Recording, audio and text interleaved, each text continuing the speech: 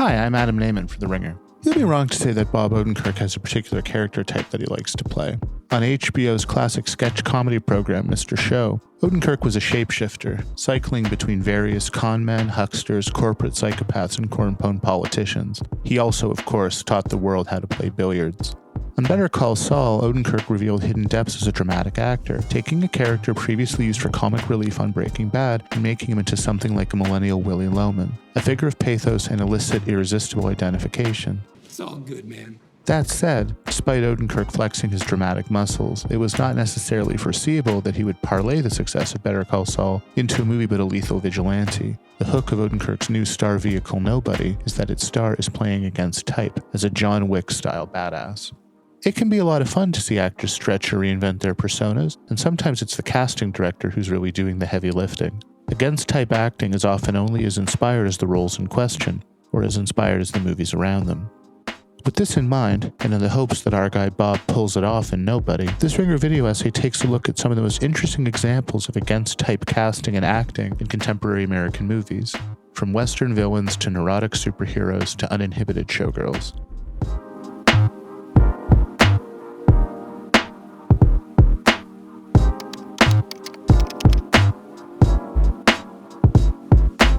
In the 1940s and 50s, no American actor was more upstanding than Henry Fonda, whose handsome and humane gravitas saw him cast as officers, politicians, and advocates for his fellow man. To paraphrase the hero of The Grapes of Wrath, wherever people needed a movie star to look up to, he'd be there.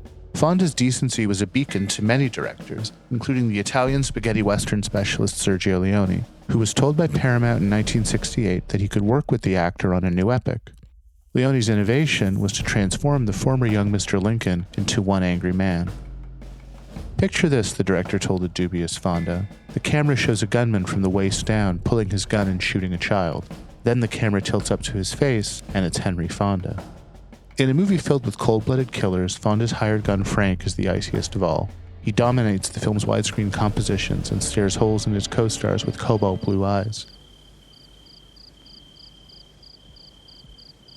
Looking for this?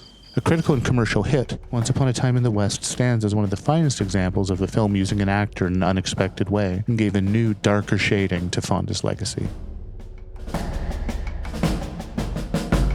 When the comedy team known as Zaz, that'd be David Zucker, Jim Abrahams, and Jerry Zucker, decided to spoof the all-star disaster movies of the 1970s, they hit upon a winning formula. Rather than stuffing their cast with exclusively comedians, they would employ well-known television stars who could satirize their own square-jawed primetime personas. The squarest jaw of all belonged to Leslie Nielsen. Sir, excuse me, sir. I'm sorry I have to wake you. You a doctor? That's right.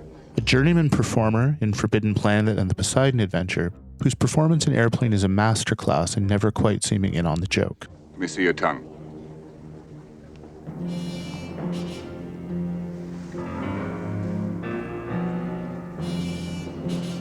With his white hair, deep voice, and uncomprehending deadpan delivery, Nielsen's the ultimate straight man, the still center around which insanity and sight gags swirl with relentless abandon.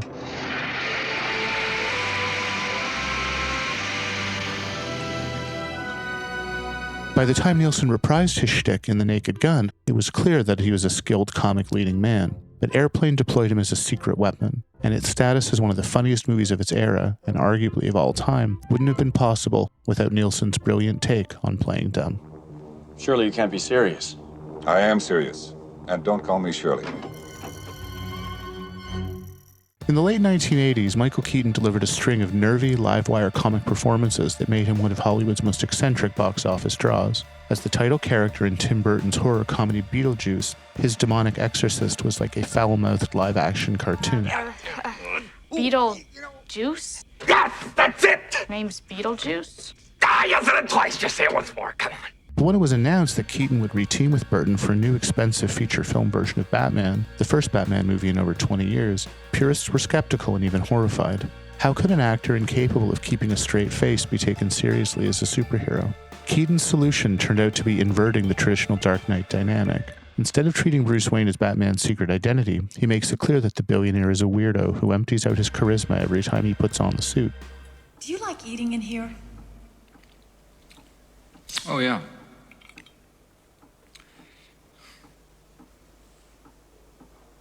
don't know the truth. I don't think I've ever been in this room before. Warner Brothers hedged its bets by giving more screen time and advertising space to Jack Nicholson's over-the-top Joker, but Keaton held his own in Batman and helped to reinvent the idea of a comic book leading man. Hi. Away from straight arrows like Christopher Reeve and toward more crooked performances like Robert Downey Jr. in Iron Man, a piece of casting deeply indebted to Burton's gamble 2 decades earlier. From Gregory Peck to John Wayne to Hulk Hogan, plenty of iconic performers have done heel turns in order to get attention. The gamble of Macaulay Culkin in The Good Son was that audiences would want to see the cute kid from Home Alone go through the growing pains on screen of being a sociopath. It's always hard to tell if child stars are actually good actors or if they've just been plugged into good roles. But Culkin's part in The Good Son as Henry Evans, a troubled boy who exerts a malign influence on his cousin Mark, played by Elijah Wood, is little more than a bad seed cliché. Say goodbye. No! Still, there's a lot of skill in Culkin's acting. 3 years after Home Alone, he weaponized that film's version of underage ingenuity and resourcefulness, replacing innocence with cold calculation. In the process, Culkin effectively killed his own career momentum. The film was seen as unpleasant and misguided, although it remains a fond memory for a lot of us who came of age in the early 1990s. The scene where Henry dangles Mark out of a treehouse and asks him if he thinks he can fly is supremely creepy camp. If I let you go, you think you could fly? As a stand-up comedian, Rodney Dangerfield always mined a rich vein of self-deprecation. Calling attention at all times to his own uncouth schlubbiness, he complained about never getting any respect and emerged as an underdog hero. I mean, that's the story of my life. No respect. I don't get no respect at all. Are you kidding? For his envelope-pushing film Natural Born Killers, a Bonnie and Clyde from the 90s about an outlaw couple who become media darlings, Oliver Stone tried to discombobulate his audience in every way possible, mixing film stocks and styles and experimenting with different levels of realism, including a scene depicting the hellish adolescence of Juliette Lewis's character as a 1950s-style sitcom. Q Dangerfield is her abusive dad, who Stone describes as the father from hell. It's less that Dangerfield is unrecognizable in the part than we wonder what our lovable pal from Caddyshack is doing in a stylized tribute to Robert De Niro in Raging Bull. Dangerfield's character is a looming, sweaty, physical presence, and the actor is terrific.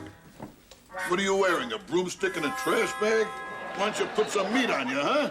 A few pounds lighter, you'll be Miss Ethiopia. How the hell do you think you're going, huh? Improvising his profane dialogue against incongruous and uncomfortable canned laughter, and conjuring up a viciousness alien to his lovable loser persona, Dangerfield takes over Natural Born Killers. His performance only lasts a few minutes. Any longer, and to Dangerfield's credit, the movie would probably be unbearable. The risks of casting a teen sitcom star in an NC-17 Vegas expose were acknowledged long before Showgirls release by director Paul Verhoeven and star Elizabeth Berkley, who was hoping to transition from Saved by the Bell into the same kind of movie stardom as Verhoeven's Basic Instinct leading lady, Sharon Stone. To say that's not quite what happened is an understatement, and Berkley's performance as an aspiring dancer, laid low by showbiz conspiracies and her own ambition, was roundly mocked by critics, who used Berkley's squeaky clean image to contextualize what were perceived as her actorly failures. For some of us, though, Showgirls is a secretly great movie, a scathing satire by a European master who's always been afraid of Americans, and as such, it's unthinkable without Berkley's all-out body and soul-bearing acting.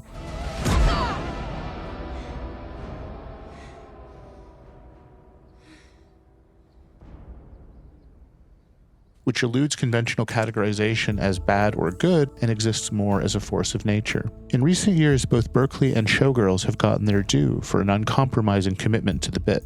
Whether or not Berkley succeeded in playing against type as Nomi Malone, she came up with something singular that will probably last longer in our collective imagination than 1,000 more restrained performances.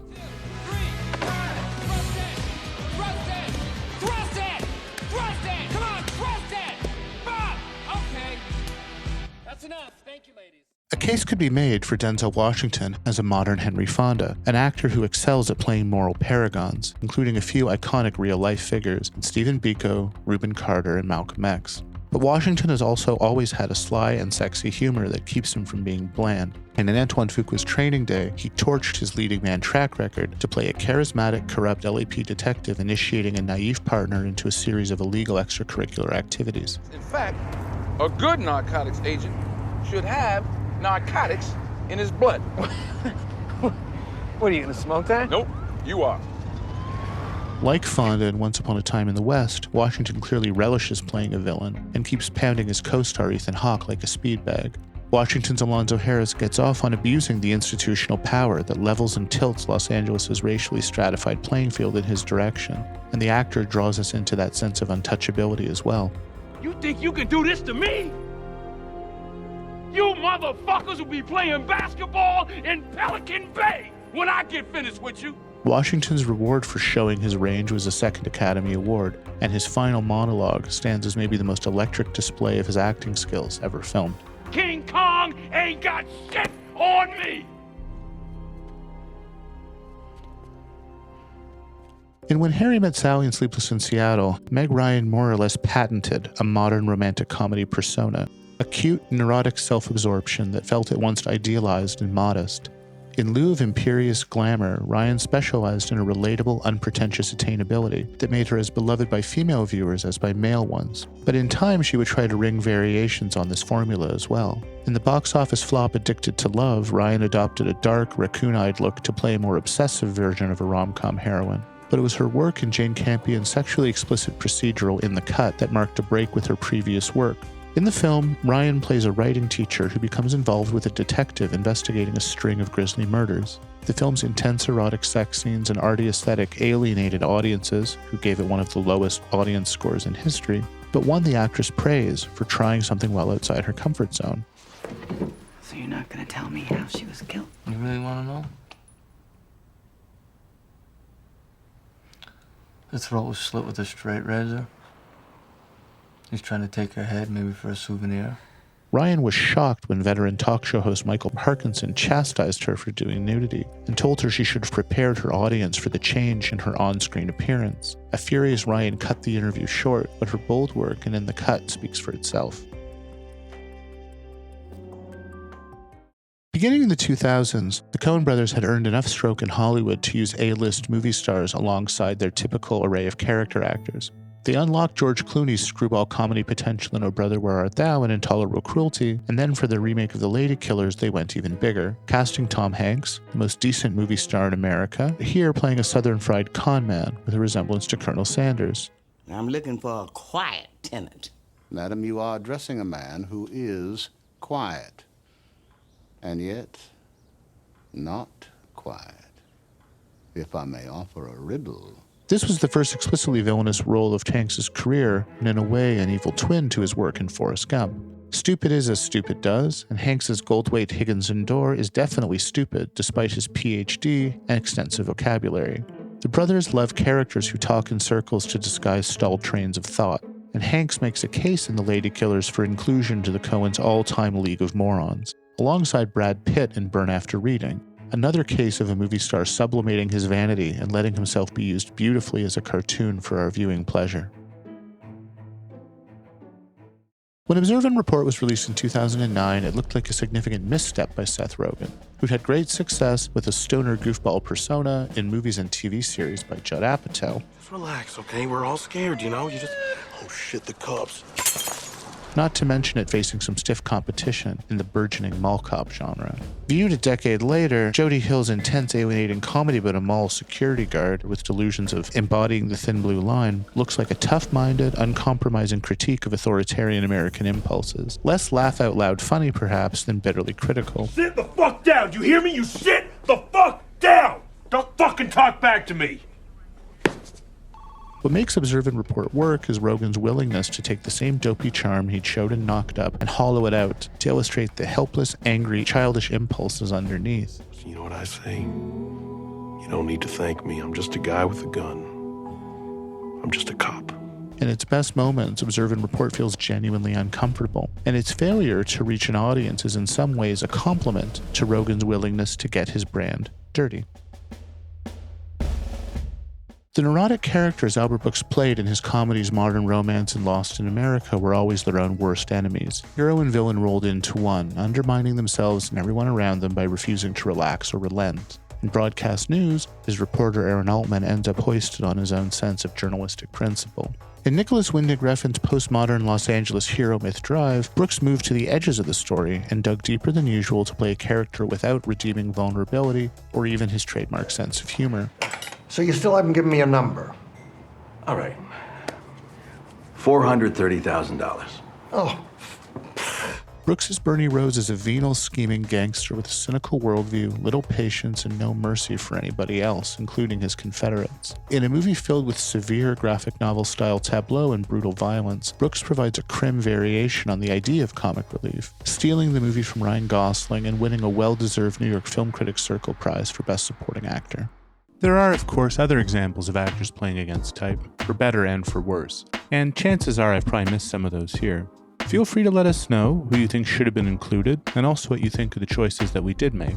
I'm Adam Nayman for The Ringer, and as always, thanks for watching.